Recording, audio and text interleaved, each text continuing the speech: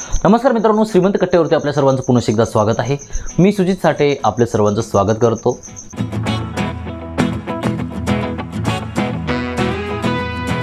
आजचा जो विषय तो आहे की अहंकार कसा थांबतो। कसं असतं माहिती आहे का, ज्यावेळेस आपण आयुष्य जगत असतो ना, त्यावेळेस आपलं जे अस्तित्व असतं ना, एक्झिस्टन्स, ते आपल्या अहंकारावरती टिकलेलं असतं। पण ह्या गोष्टी आपल्याला कधी लक्षात येत नसतात। मग तो अहंकार पॉझिटिव्हली असू शकतो किंवा निगेटिव्हली असू शकतो। मी खूप चांगला आहे, हा पण एक अहंकार आहे। जिथं जिथं आयुष्यामध्ये मी येतं ना, तो सगळा अहंकार आहे। आम्ही खूप मोठे आहोत, आम्ही पाटील आहोत, आमचे पाहुणे खूप मोठे आहेत, आमच्याकडे हे आहे, आमच्याकडे ते आहे, वगैरे वगैरे। ज्याही गोष्टी आपल्यासोबत जोडलेल्या असतात ना, ते आपला अहंकार वाढवत असतात। बऱ्याचदा आपल्या आयुष्यामध्ये अहंकार आणि आत्मविश्वास या दोन गोष्टींमध्ये आपल्याला थोडंसं कन्फ्युजन होतं। पण आत्मविश्वास ही गोष्ट वेगळी असते आणि अहंकार ही गोष्ट वेगळी असते। आपण ज्यावेळेस एखाद्याला भेटायला जरी गेलो ना, त्यावेळेस आपण संपूर्ण आपलं अस्तित्व घेऊन जात असतो। आपलं बॅकग्राऊंड, आपल्या सगळ्या मागची ताकद वगैरे वगैरे सगळ्या गोष्टी घेऊन जात असतो। अर्थातच त्या गोष्टी आपल्याला आत्मविश्वास देत असतात, पण त्या गोष्टीच्या पाठीमागे कुठेतरी एक थोडासा अहंकार देखील असतो। पण हे अतिशय सूक्ष्म असतं, ते आपल्याला लक्षात येत नाही। कारण कसं असतं माहिती आहे का, अहंकाराच्या बेसिसवरती आपलं पूर्ण बोलणं चालणं बदलतं, आपली हालचाल बदलते, सगळंच आपल्या स्वभावामध्ये एक चेंज जाणवायला लागतो। पण हा अहंकार आपल्या आयुष्यामध्ये येण्याचं मूळ कारण काय आहे? अहंकार फक्त एकाच गोष्टीमुळे आपल्या आयुष्यात येत असतो, ती म्हणजे तुलना।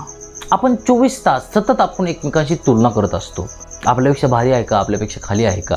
जर आपल्यापेक्षा भारी असेल तर आपण त्याला जास्त रिस्पेक्ट देतो। मग त्या व्यक्तीसोबत आपलं बोलण्याचं चालण्याचं एक वेगळं स्टँडर्डच बदलतं, बघा तुम्ही।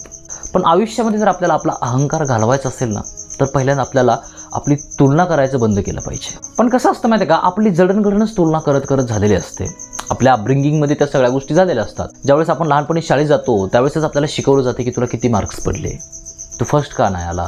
इनफॅक्ट सतत आपलं कंपॅरिझन केलं जातं, आपल्या स्पर्धा ठेवल्या जातात। जो व्यक्ती त्या स्पर्धेमध्ये जिंकतो त्याला पारितोषिक दिलं जातं, आणि जो व्यक्ती त्या स्पर्धेमध्ये हारतो त्याला कोण विचारत देखील नाही।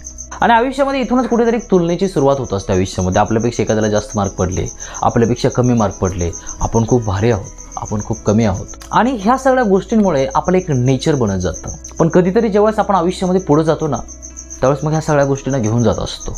आणि समाजामध्ये असले आपण भरपूर लोक बघतो, भरपूर लोक। अहंकार फक्त येत असतो तुलनेमुळे।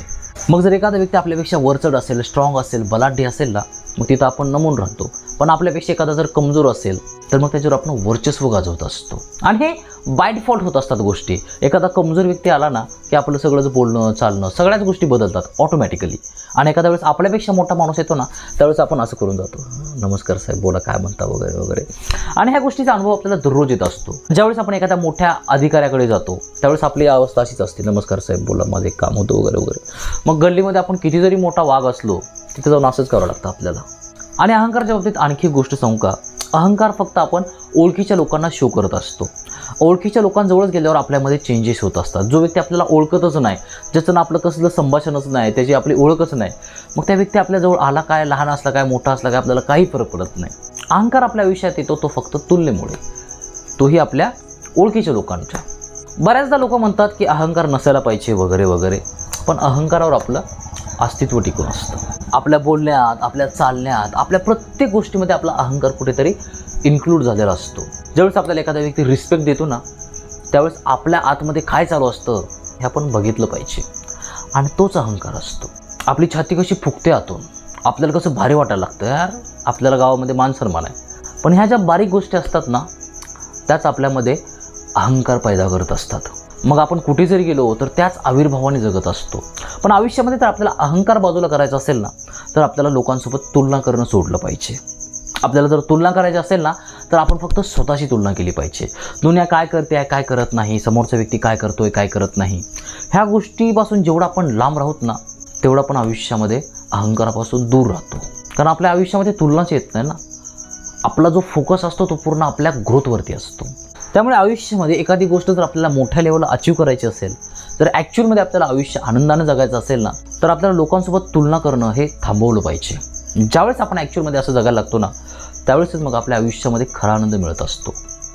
जेवढं आपण नम्र राहूत ना, तेवढी लोक आपल्यासोबत जास्त जोडली जातात, तेवढी लोक आपल्यावर ॲक्च्युअलमध्ये प्रेम करायला लागतात। कमी लोक येतात आपल्याजवळ, पण ते खरे असतात। पण आपण जर रोबाब दाखवून जर लोकांना कॅप्चर करायला गेलो ना, तर आपल्या सभोवताली भरपूर गर्दी असते, पण ते ॲक्च्युअलमध्ये आपल्यावर प्रेम करत नसते, कधीच करत नसते. ती फक्त आपल्या मागच्या ज्या भौतिक गोष्टी असतात ना, त्या गोष्टींना बघून बळबळून आलेली असते. जर आपल्या व्यक्तिमत्वावर जर कोणी प्रेम करावं असं आपल्याला वाटत असेल ना, तर आपण ह्या गोष्टीपासून लांब राहणं खूप महत्त्वाचं असतं, खूप महत्त्वाचं असतं. आय होप की आज माझ्याकडून तुम्हाला बऱ्यापैकी ऐकायला मिळालं असेल. जर गोष्टी आवडल्या असतील तर तुम्ही कमेंट बॉक्समध्ये मेन्शन करू शकता. जर चॅनल अजून सबस्क्राईब केलं नसेल तर करू शकता. Thank you so much for watching this video. God bless you. Bye. All the best.